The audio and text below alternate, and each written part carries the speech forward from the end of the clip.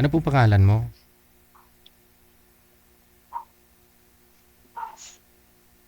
Jeneline po. Jeneline. Taga saan po kayo, Ma'am Jeneline? San Jose po, Batangas. Okay. Nasa Batangas. Ilang taon si Ma'am Jeneline? 33 po. 23? 33. 33. Okay, sige. So, sabi niyo po dito sa akin, hiwalay na po ba kayo ng mister mo? Hindi naman? Hindi naman po, kumbaga po, medyo matagal-tagal na din po kasi siya nasa loob. Di ko po alam kung may pag-asa pa po siya makalabas. Ilang taon na po ba siyang nakulong? 1 year na po, mahigit. 1 year mahigit. So, depende sa kaso, no?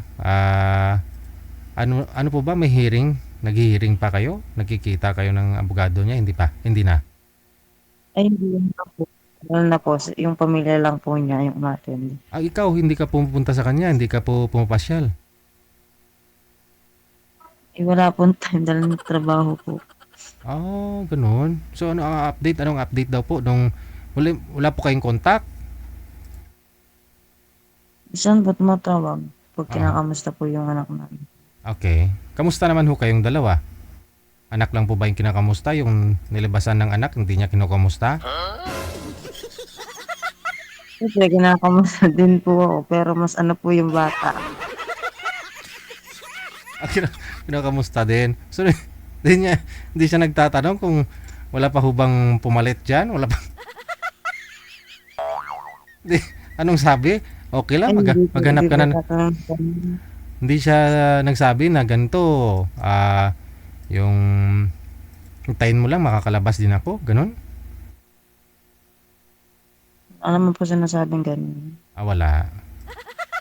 Pero siyempre, alam niya po yun kung anong status niya po dun sa loob eh.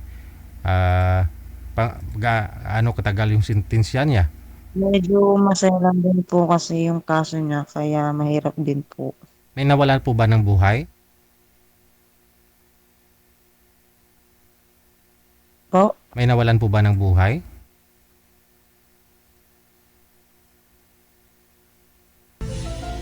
topic nila ko kay Marin. Ah, bali, alam mo naman po yan, no? Kung hindi mo pwedeng sabihin. Kung alam mo kung gaano kabigat yung kasalanan niya, no? So, ikaw po, tatanungin ho kita, naghanap po kayo ng sweetheart, asawa, boyfriend?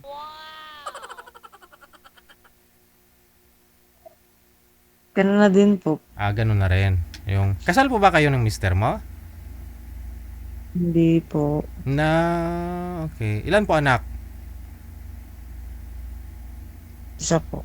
Isa. Ilang taon na po ngayon anak mo? 7 taon mo. So nag-aaral. Tapos ikaw po, naghahanap buhay. Ano po trabaho nyo, ma'am? May pwesto po yung pinsan kong lumian dito sa San Jose. San Jose, Batangas. No? Masarap yun, no? Lumi, Batangas. Ah, Silugan. ano pa? Ano pa? Mga tapsilugan. Ganun. Tapsilogan. Okay. Sige. So at least may pinagkukuhunan, no? Ha? Sige. Ano naman po hanap mo sa isang lalaki? Siyempre po yung mabait, tas may respeto. Okay. Baka mamaya kakatok si mister mo dyan. Paano yan? Ay, ano, I-surprise ka lang ba? May parol. May makakalaya na siya. May piyansa. Piyansable po ba yung kaso ni mister mo? Hindi. Nobel po yun. Nobel No po. bill. Yun lang. Karyuhan po ang kailangan. So, medyo mabigat-bigat yung kaso, no? Malay mo, may pwesto na siya sa loob. Makakalabas anytime. Pasyalan ka lang. Sana all. Bisitahin yung anak. Hindi ko po alam ito. Sige. So, hanap pa po ako, ma'am, ha? at least nalaman po natin sa iyo kung ano pong gusto mo. Baka meron po diyan aakyat mamaya. Tawagan po namin kayo. Baka tulog ka na. Gising pa. Kausap ko nga eh. Sige ma'am, no? Keep your line open, no? Para kahit pa paano, anytime matawagan po kayo ng manager kung meron ka na akong makausap. Ha? Sige po. Okay. Sige. Baka gusto ninyo matikman ang lomi dyan sa may Batangas. Wow, kalami, sabaw pa lang. Yummy na. Mapalamig man ang panahon o mainit ang panahon, ang lomi sa Batangas. Lami kayo. Lami kayo.